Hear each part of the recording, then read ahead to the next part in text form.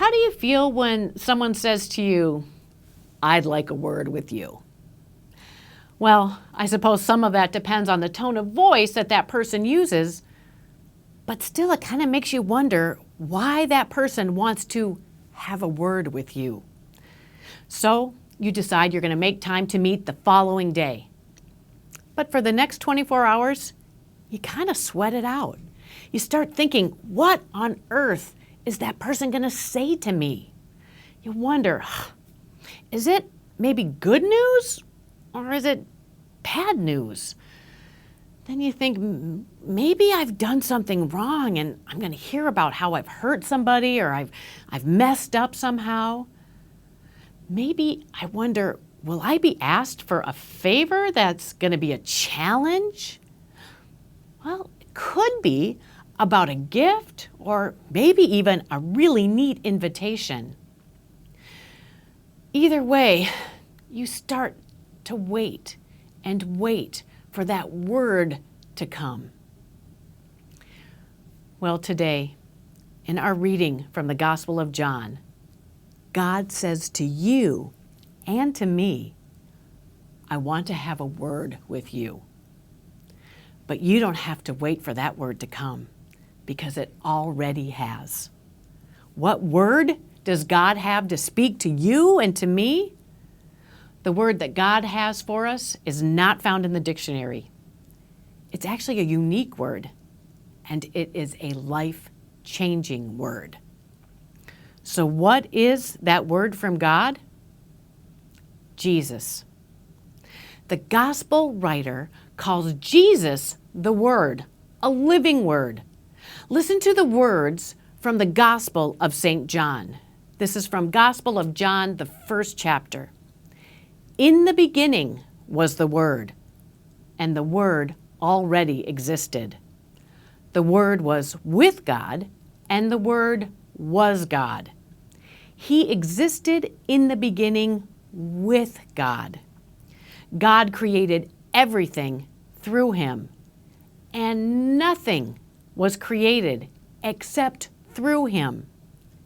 The Word gave life to everything that was created, and his life brought light to everyone. So the Word became human and made his home among us. He was full of unfailing love and faithfulness, and we have seen his glory, the glory of the Father's one and only Son. God, Jesus, the Creator and all-powerful, has chosen to plunge into the arena of human life as we live it and take on the flesh and bones just like us. God became a human being. And as John himself said, in the beginning, Jesus had already existed, and Jesus was with God, and Jesus was God. He existed in the beginning with God, and God created everything through him, and nothing was created except through him. And he made his home among us. We just celebrated the birth of Jesus. Jesus was born in Bethlehem, and we enjoy that story about Mary and Joseph and their trip to Bethlehem, the birth in a stable, the visit of the shepherds and the wise men. We enjoy seeing children present the nativity play, and we delight in their very simple understanding of the events of Christmas. However, we don't often go any further into that simple story, because the deeper celebration, the true joy of Christmas, is the celebration of God becoming one of us. And God comes into our lives in the thick of everything, the good times and especially the hard times. You see, Jesus is God within us, so that in the midst of our agonies in this life, we now know we are never alone. Because in Jesus, God is with us when we are depressed, when we're hurting, when we're sick.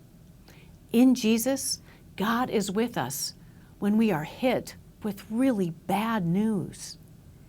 In Jesus, God is with us when we feel guilty and we feel shame. In Jesus, God is with us when we are worried about someone we love. In Jesus, God is with us when we are caught up in a chain of events that we feel we are powerless to prevent. The good news of Christmas is that we realize that God hasn't been separate from us from all of our troubles and pain, but God has come right here in the middle of it all. Jesus truly is Emmanuel, God with us. So Jesus has come and lived in our world. He's become part of our life, of our priorities, of our confusion, of our bodies, of our heartbreak, of our loneliness. And Christmas tells us that God is not aloof and separate from our world. God is in the world with us and is always within us through a hug, as well as He holds us tight even though we are far from perfect, even though we feel unattractive and unlovable. God's love for you and I, it never changes. And God knows what it means to feel the same way we do. So God does have a special word for you and for me. The word is alive, and it is Jesus, who came to let us know just how much we are loved, unconditional and forever. It was for this reason that we have Christmas and continue to celebrate it to this day. So here's something that maybe you can ponder over the next few days. Jesus, the Word, says to you, you are loved, you are forgiven, you are never alone, and you are never without hope. How does believing that love of Jesus change you?